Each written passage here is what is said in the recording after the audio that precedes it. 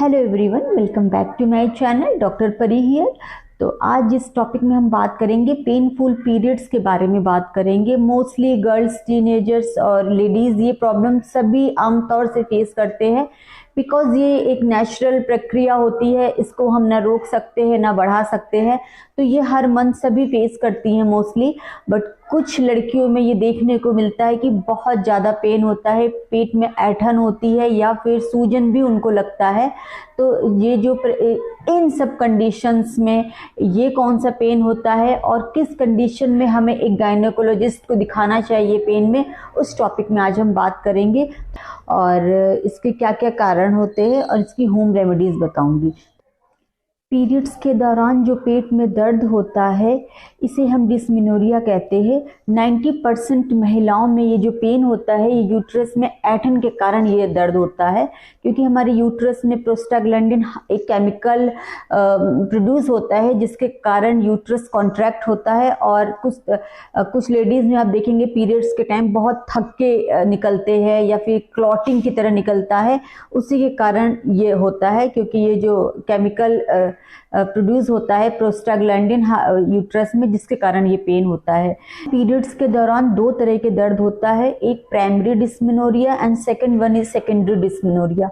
जो primary dysmenorrhea होता है निचले हिस्से में लेडीज में बहुत ज़्यादा पेन होता है या फिर उनको ऐंठन सी लगती है या फिर काफ़ी ज़्यादा स्वेलिंग आ जाता है।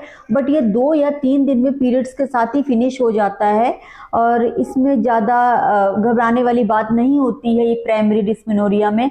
अगर मैं बात करूं सेकेंडरी डिस्मेनोरिया में, तो सेकेंडरी डिस्मेनोरिया में पीरियड्स आने के 1 वीक पहले या 2 से 3 दिन पहले भी पेन शुरू हो जाता है और इसमें बहुत ज़्यादा हैवी ब्लीडिंग होती है और बहुत ज़्यादा पेनफुल रहता है। तो ये जो सेकेंडरी डिस्मेनोरिया होता है ये मोस्टली क्यों होता है, इसका एक रीज़न होता है ये यूट्रस या फैलोपियन ट्यूब में इन्फेक्शन के कारण भी हो सकता है सेकेंडरी डिस्मेनोरिया, और पीआईडी के कारण भी हो सकता है पेल्विक इन्फ्लेमेटरी डिसीज जो मोस्टली महिलाओं में पाया जाता है। बच्चेदानी में स्वेलिंग आ जाती है, कमर में दर्द होता है, पेट के निचले हिस्से में दर्द होता है, या फिर सेकेंडरी इंडोमेट्रोसिस के कारण भी सेकेंडरी डिस्मेनोरिया को आप फेस कर सकते हैं, या फिर कोई ट्यूमर या फाइब्राइड्स, यूट्रस में जो फाइब्राइड्स बनने के कारण भी सेकेंडरी डिस्मेनोरिया को आप फेस कर सकते हैं।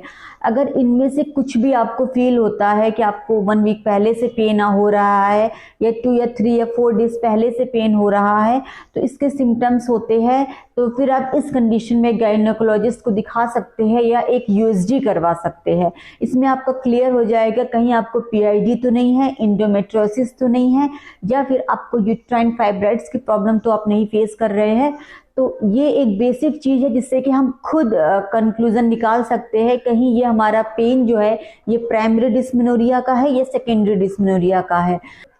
आपको अवॉइड करना है स्मोकिंग, अल्कोहल, या फिर आप बहुत ज़्यादा अगर कैफीन की मात्रा लेते हैं तो भी आपको अवॉइड करना पड़ेगा। तो ये बात रही प्राइमरी एंड सेकेंडरी डिस्मेनोरिया की बात। मैंने आपको बता दी कि पेन में आपको खुद रिकॉग्नाइज आप कर सकते हैं कि ये मुझे किस तरह का पेन उठ रहा है। अगर पीरियड के 2-3 घंटे पहले पेन उठ रहा है, ये नॉर्मल प्रक्रिया है, ये सभी लेडीज फेस करती हैं। इसमें इतना आपको नहीं सोचना है या फिर आपको इतना गायनेकोलॉजिस्ट को नहीं दिखाएंगे तो भी चलेगा। कुछ पेन किलर्स लेकर के भी आप कर सकते हैं या फिर मैं कुछ होम रेमेडीज बताऊंगी अभी आपको। सेकेंडरी डिस्मेनोरिया बता दिया कि आपको 1 वीक पहले भी पेन हो सकता है, हैवी आपको फ्लो हो सकता है ब्लड का, और काफ़ी ज़्यादा आपको ये जो पेन रहेगा ये पीरियड्स के साथ ही फिनिश होगा। अगर 5 डेज या 7 डेज की साइकिल है आपकी, उसके अकॉर्डिंग ही पेन ये जाएगा। तो ये आपको मैंने क्लियर कर दिया है। बाकी मैं कुछ रेमेडीज़ आपको बता सकती हूँ कि पीरियड में अगर आपको पेन हो तो आपको क्या रेमेडीज़ आपको यूज़ करना है। इसमें मैंने देखा है कि ये जो लेडीज़ होती हैं उनको टैबलेट से भी रिलीफ नहीं होता है, उन्हें इंजेक्शंस की नीड आ जाती है।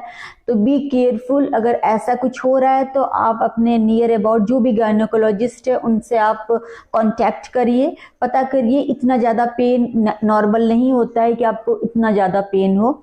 चलिए थोड़ा होम रेमेडीज़ बताती हूँ जिससे कि आपको घर बैठे ही आपको कुछ रिलीफ मिल जाए। और इस कंडीशन में बहुत सारे लेडीज़ को पेन के साथ पेट में गैस्ट्रिक प्रॉब्लम की भी शिकायत आती है। कुछ महिलाओं में पीरियड्स के दौरान बहुत ज़्यादा गैस्ट्रिक पेन होता है, गैस बनने की बहुत ज़्यादा चांसेस होते हैं। तो कुछ रेमेडीज़ बताती हूँ मैं आपको एसेंशियल ऑयल ले करके थोड़ा सा गर्म करके आपको मसाज करना है राउंड हैंड से। अगर एसेंशियल ऑयल नहीं है आपके पास तो आप कोकोनट ऑयल से भी मसाज कर सकते हैं, इससे आपको बहुत रिलीफ मिलेगा। सेकेंड वन इज़ आपको बहुत ज़्यादा अगर आप इनटेक कर सकते तो आप वाटर, ल्यूक वार्म वाटर आप इनटेक कर सकते हैं। और आपको जिंजर ले करके थोड़ा सा अदरक ले करके वाटर में बॉईल करके भी आप पी सकते हैं, उससे भी आपको बहुत रिलीफ मिलेगा। और जिनको पेट में गैस की समस्या है वो अजवाइन ले सकते हैं, अजवाइन गरम वाटर में, ल्यूक वार्म वाटर में लेकर वो इनटेक कर सकते हैं। और यही कुछ होम रेमेडीज़ है, आप इनको यूज़ करेंगे तो आपको बहुत रिलीफ मिलेगा। आप एक बॉटल में आप एक बॉटल में पानी गर्म करके भी सिकाई कर सकते हैं अपने पेट के निचले हिस्से में, इससे भी आपको रिलीफ मिलेगा। और अगर इससे ज़्यादा आपको पेन है तो कुछ पेन किलर्स भी है, आप ले सकते हैं। बाकी अगर आपको इंजेक्शंस की नौबत आ रही है, पेन किलर से भी आपको आराम नहीं मिल रहा है, तो आप गायनेकोलॉजिस्ट को बिल्कुल शेयर कर लीजिए, उनसे मिलिए। अपनी वीडियो अच्छी लगी हो तो लाइक शेयर सब्सक्राइब जरूर करिएगा, जिससे कि मैं नए नए वीडियोस लेकर आऊँ तो आप तक पहुँचे। Thank you so much watching my video.